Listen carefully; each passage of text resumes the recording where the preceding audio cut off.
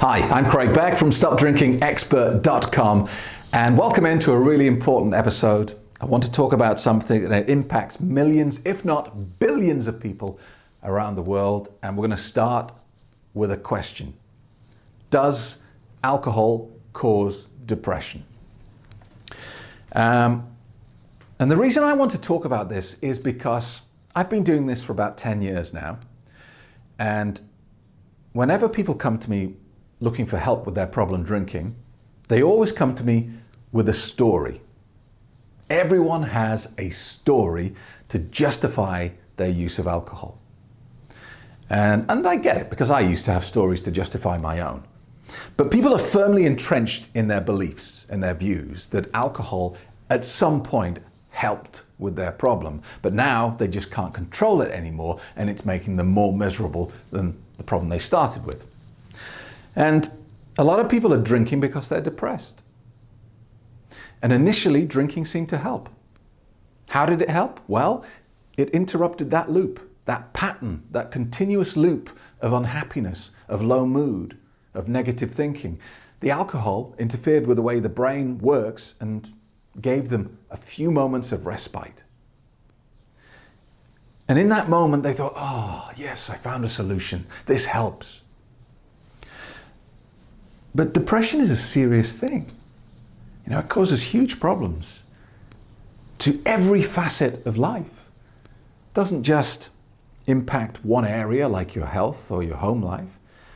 Depression impacts your relationships, your career, your health, your friends, your family, what's happening in your home, everything. And I find it peculiar, that depression has exactly the same consequences and symptoms as alcohol misuse does. Think about it. Alcohol doesn't just affect one area of your life, does it? I mean, sometimes we say, it's only affecting me, keep your nose out of my business. It's my body, I'll do what I want to it. But we know that's not true. If you're a problem drinker, this doesn't just affect you, it affects everyone in your circle. All those people who love you are affected by it, because there's nothing worse than watching someone you love self-destruct with this narcissistic, sociopathic drug that we call alcohol. The truth is, alcohol affects all facets of life. It affects your relationships, your career, your health, your wealth, your friends, your family, everything. And so you've got two problems, depression and alcohol. And a lot of people are claiming, because they believe it to be true, because they've seen some short-term evidence, that if you have this problem and you add this problem, you get a solution. That doesn't make any sense. It's not logical. All you have in reality is two problems. When actually this one, depression, was a big enough one on its own in the first place. The last thing you need is another problem. But you might be thinking, but Craig, why do people who are depressed drink? They must believe it helps. And the answer is, it does help. Of course it helps. That's how drugs work. There's got to be carrot, or the stick can't be used. Drugs manipulate us by carrot and stick continuously. Make you feel good, make you feel bad, make you feel good, make you feel bad. That's how they get us. And so if you're depressed and you drink, you get a little bit of respite. But it doesn't last long. And then the problem you get on the backside of that is much bigger than the problem you started with. But the drug is clever. It says, oh, what, you feel depressed again? You remember what worked before? Using me. Why don't you use a bit more of me? And it's a loop. And it goes on forever. And that's true of anything that you're using alcohol for in life. It's a loop. If you're using alcohol to get to sleep at night, you are creating insomnia. If you are using alcohol to give yourself confidence, you are damaging your self-esteem and your self-confidence. But that's not how it appears, because this is a very clever drug.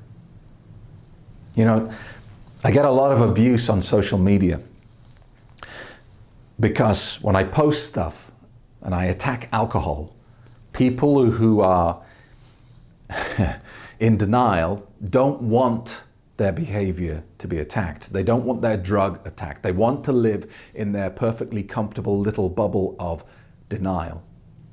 And they don't like it when I attack the drug. They don't want the truth. But this is a drug, despite what the marketing says. This is a drug that kills over 3 million people every year. Just think about that. 8,000 people a day, I think, 8,500, something like that. You can check the facts on the WHO website.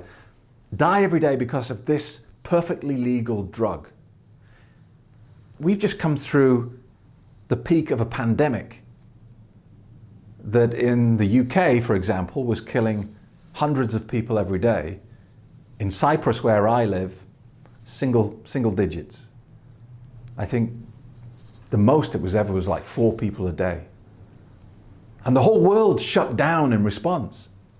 It was the biggest disaster ever, wasn't it? And the rolling news service, they went 24/7 around the clock with their death countdown, their death figures, they're comparing countries. Who's died today? How many hundreds of people died in Italy? How many hundreds of people died in Spain from this killer disease? And yet here we have a substance that you can buy in Walmart that's killing 3 million people every year. And how is it doing that? Because it knows what it's doing. This is a very good drug. It's very good at what it does. And what it does is kill people. So if you're depressed and you drink, yeah, you get a benefit. But only in the same way that if you're in debt, you haven't got a penny to your name and you go to a loan shark, you get a benefit. Isn't that true? Briefly, you're in a better place. You have money. You can pay your bills. Yay! But as we know, going to a loan shark is only a recipe for disaster. You're only going to end up with a problem 10 times bigger than the one you started with. And the same is true of alcohol and depression. Because the research is pretty clear on this. It has been proven that alcohol causes depression. And also the reverse is true. Depression causes problem drinking. And the stats are pretty scary actually. Apparently over 30% of people who are struggling with clinical depression also have a drinking problem. And so it's accelerating the problem. You're taking something in the belief that it's helping and it's actually making your depression worse. So it's been a tough time, hasn't it? This year's been pretty sucky. Quarantine, lockdown, and lots of people losing their jobs and stuff like that. And depression rates are going through the roof. Suicide rates are going through the roof. And alcohol sales are up something like 200%. You can see the connection, can't you? And so if you've struggled with low mood in the past and you're currently drinking as well, I want you to see that this is only making your situation worse. And if you say to yourself, well, I'll stop drinking then, that's it, I'm not drinking again, I'm going cold turkey tomorrow, that's not going to be the solution. And any of these therapists or group meetings where they say, well, that's it, you can never drink again. You're an alcoholic and you always will be, and you can never have an alcoholic drink again. And if you do that, you're a good boy or girl, and if you don't do that, then you've fallen off the wagon and you're a bad person. The truth is, if you're depressed and you remove the alcohol that you've been using to help, you're still depressed, except you don't have an escape from it anymore. So actually, you feel worse. You're sober, but you're still miserable.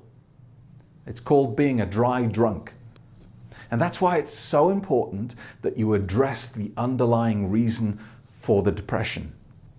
If you're depressed and you're a problem drinker, the chances are your alcohol use is just a symptom of your depression. And so we've got to take away the alcohol, but really important, we've got to deal with why you're depressed. And that's why I believe that my course is so effective. That's why my boot camps work so well for people, because I don't just stand there and tell you alcohol is bad, don't you dare have it again. We get underneath it. We find out why you believe what you do. What's going on in your head? What little programs have you created in your subconscious mind that are facilitating your drinking? And one by one, we take those away so that you're left with a completely new outlook. You see alcohol for what it is. That's why my book is called Alcohol Lied to Me, because everything it says is a lie. And once you see the truth, you understand that no matter what happens in your life, adding alcohol is only going to make it worse, because it is nothing but attractively packaged poison.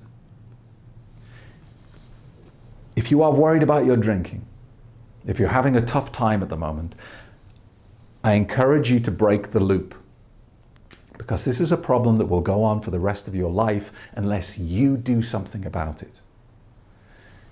There are so many great books, there are so many great podcasts, there are videos all over the place. Make this a part of your life. Make learning about alcohol and how it plays its game a part of your life. Get fascinated by it, get passionate about it, get excited to understand how this nasty little drug has fooled the world. One thing you can do right now is you can go to my website and reserve your place for today's free Quit Drinking webinar. I'll even give you a copy of my book, Alcohol Lied to Me, as a free gift just for turning up.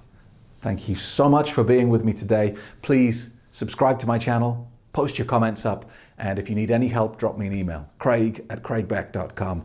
Thank you.